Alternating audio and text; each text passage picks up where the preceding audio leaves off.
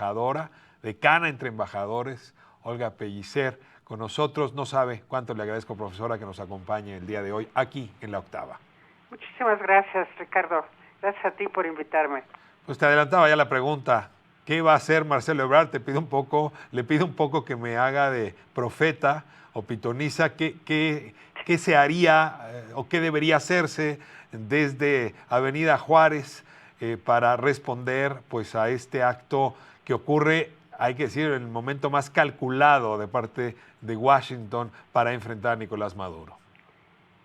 Bueno, mira, yo creo que a México este asunto nos coloca en una posición muy difícil y yo te voy a decir rápidamente por qué motivos. En primer lugar, toda esta historia del narcoterrorismo y las acusaciones nos hace sentirnos vulnerables, porque te das cuenta que hay expedientes listos, de alguna manera esto puede tener que ver con García Luna, en fin, no somos invulnerables, estamos en posición delicada cuando se habla de que alguien te puede estar abriendo expedientes por narcotráfico y narcoterrorismo. Bueno, hace apenas muy poco había la intención de declarar terroristas a cárteles de la droga en México. Entonces, como antecedentes, son antecedentes inquietantes. Pero vamos a, si quieres, la parte diplomática exactamente. Ahí a México lo coloca en una situación difícil por la relación que mantenemos con el gobierno de Nicolás Maduro. Como tú sabes, México es uno de los países en América Latina, de los pocos, creo, junto con Argentina, pero muy pocos, que no ha reconocido al gobierno de Guaidó. Y, por lo tanto, el primer reto que esto presenta es cómo vamos a reaccionar al hecho de que México es un país que se empeña en seguir teniendo relaciones diplomáticas con el gobierno de Venezuela, encabezado por Nicolás Maduro. Entonces, repentinamente, ahora estamos llevando relaciones con un delincuente de altísimo nivel, acusado ni más ni menos que de terrorismo y narcotráfico y muchas otras cosas muy graves. Entonces, sí, coloca a México y a su política no solamente bilateral con Estados Unidos y bilateral con Venezuela, sino también a nuestra política multilateral, porque recordemos, por ejemplo, que acabamos de pasar un muy mal momento en la Organización de Estados Americanos, principalmente por las diferencias tan fuertes que tenemos, por el hecho de que en la Organización de Estados Americanos esté sentado el delegado del gobierno de Guaidó, algo que México siempre ha criticado. Entonces eso te hace ver que estamos en una posición difícil y también vulnerable porque estamos bastante solos. Tenemos además la ratificación en el mandato de la OEA por parte de Almagro. Hay una política desde Washington, pues como no la habíamos visto hace tiempo.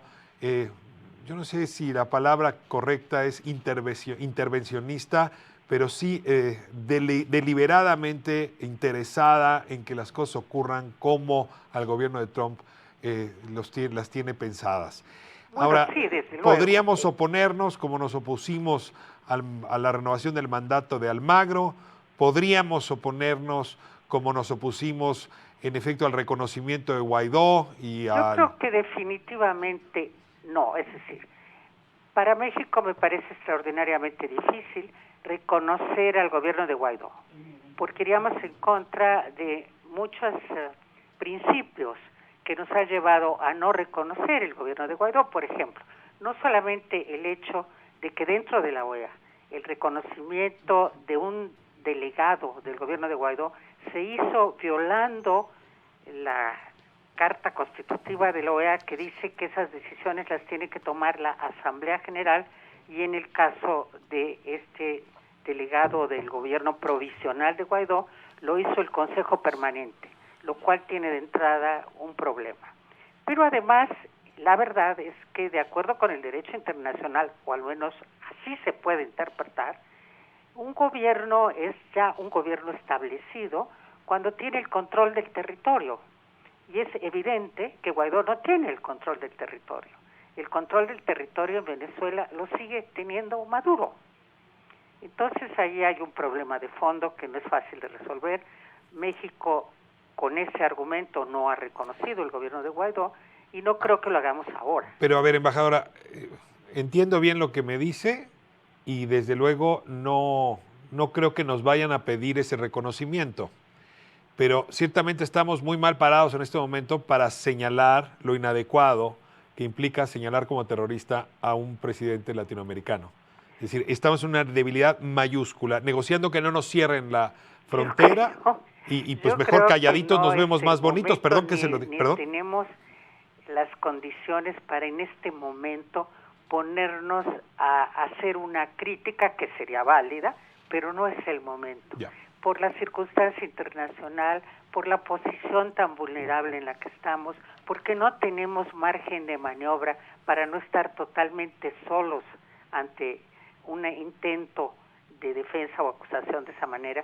No, puede que me esté equivocando, pero no creo que es el momento de hacer un ataque en contra de esta decisión que ha tomado el fiscal de los Estados Unidos, más aún cuando ese fiscal, el fiscal Barr, tú lo sabes bien, Ricardo, viene frecuentemente a México. Oh, bueno, con mucha frecuencia, si es realmente el representante de la Casa Blanca en México para más de un asunto. Entonces tú dime si ves condiciones para que en momentos en que hemos construido una buena relación con Barr, en la que quizá tiene también que ver García Luna y todo esto, si es el momento de ponernos muy agresivamente en contra de él. Yo pienso que no. Embajadora, última pregunta. Mañana hay conferencia como todos los días. Mañana se restituirá alrededor de las 7:10 de la mañana.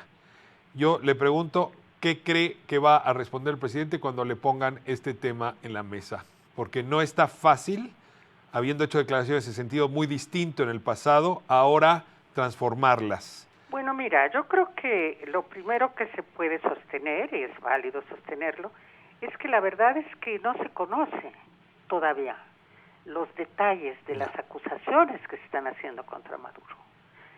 Yo creo que se puede decir, y sería justo, que es una acusación, en primer lugar, que crea una tensión muy grande y en estos momentos innecesaria, un momento en lo que necesitamos es tener solidaridad y cooperar para enfrentar la grave pandemia que tenemos enfrente, pues no es el momento de crear divisiones y de pronunciarnos sobre cuestiones tan serias como la validez de las acusaciones que se están haciendo, mismas que de nuevo no están confirmadas. Estoy hablando con la profesora... Aquí se podría decir, bueno, que haya primero un proceso y veamos qué tan ciertas son esas acusaciones. Y a mí lo que me preocupa de toda esta situación es si hay la intención de ir a detener a Maduro de la manera que se hizo hace algunos años con Panamá. Y yo diría que definitivamente no, que eso no es el momento de hacerlo, que el mundo no está para eso. Y esto yo lo veo más bien como algo de intereses, sobre todo electorales por parte de Trump, que en estos momentos se está quedando muy bien con la clientela de Florida, con Marco Rubio y todos ellos, y para él, para fines electorales, es importante. Claro. Voy a moverla de tema, embajadora. El día de hoy se celebró la primera reunión del G20 en donde asiste el presidente Andrés Manuel López Obrador. Hay que notar que en la reunión anterior, donde él estaba invitado, mandó al canciller Marcelo Ebrard, pero hoy, dado que fue virtual la reunión, hubo una presencia por primera ocasión de nuestro mandatario. El G20 va a jugar un papel fundamental en el rescate de la economía del mundo después de que esta pandemia haya sido combatida o librada. Y en ese sentido yo le pregunto si esa instancia es capaz de remontar la crisis económica. Y perdóneme que se lo diga así, y si exagera usted me lo tiene que aclarar. ¿Podríamos ir hacia un Bretton Woods, a una instancia de ese tamaño convocada por el G20 para sacar adelante al mundo después de esta crisis económica que se avecina de proporciones muy grandes? Bueno, mira, Ricardo, dos respuestas muy rápidas. En primer lugar, a mí me parece muy positivo que la reunión haya tenido lugar, porque creo que en efecto es un momento de sumar, no solamente estuvieron los jefes de Estado o de gobierno de los 20 países que forman parte de este grupo, sino también estuvieron muchas instituciones financieras internacionales, estuvo el Banco Mundial, estuvo el Fondo Monetario, estuvo también el secretario general de las Naciones Unidas. Es decir, fue una reunión en la que estaban unidos no solamente los presidentes de los países más poderosos económicamente, de los que por América Latina forman parte solamente 3, Brasil, Argentina y México, sino que estaban también instituciones de alto respeto. Y me parece muy útil que haya un intento de empezar a buscar soluciones, acciones conjuntas que se pueden apoyar unas a otras. En segundo lugar, también me parece espléndido que haya ido el presidente López Obrador. En lo personal, tú lo sabes porque lo hemos practicado, comentado, encuentro particularmente negativo que él se haya negado hasta ahora a asistir a reuniones multilaterales de las que México forma parte. Yo espero que esto no sea más que un antecedente para que esté presente en la Asamblea General de Naciones Unidas este año, esperando que para entonces las cosas vayan mejor en el mundo, no lo sabemos. Pero, en fin, qué bueno que estuvo el presidente López Obrador. Yo oí rápidamente su participación, hubo algunos puntos que me gustaron mucho, otros que me dejaron indiferente, pero dentro de los que me gustaron mucho fue el que él haya hablado de la importancia de darle todo el reconocimiento a los científicos para determinar no solamente cuál es la gravedad de la pandemia, sino las acciones a tomar. Y eso me parece que fue muy útil porque eso permite a México deslindarse de la posición que ha tomado Bolsonaro de Brasil, que es una posición muy negativa, en que se niega a darle reconocimiento casi a la existencia misma de la pandemia, y había habido una tendencia en la prensa internacional, no sé, tú la debes haber visto, en que juntaban a Bolsonaro con López Obrador como dos presidentes latinoamericanos que se estaban pues comportando de una manera muy polémica, muy discutible, y creo que era muy urgente que México se distanciara de la manera en que pueden ver a Bolsonaro, y creo que al haber puesto por delante el hecho de que debemos dejarnos llevar por lo que digan los científicos, ya fue en sí un gran paso adelante. Embajadora Olga Pellicer, no sabe cuánto le agradezco que nos acompañe aquí en La Octava, que nos ha dado un par de muy buenas lecciones de lo que se puede esperar en estos temas controversiales. Ruego porque quien tenga que escucharla la escuche, porque su prudencia siempre hace bien a la política exterior mexicana, incluso ahora que se encuentra pues ya en la fase de la docencia como profesora, sigue siendo a todas luces embajadora nuestra. Muchas gracias, Olga. Muchas gracias, Ricardo. Muy bien, pues nos vamos a corte.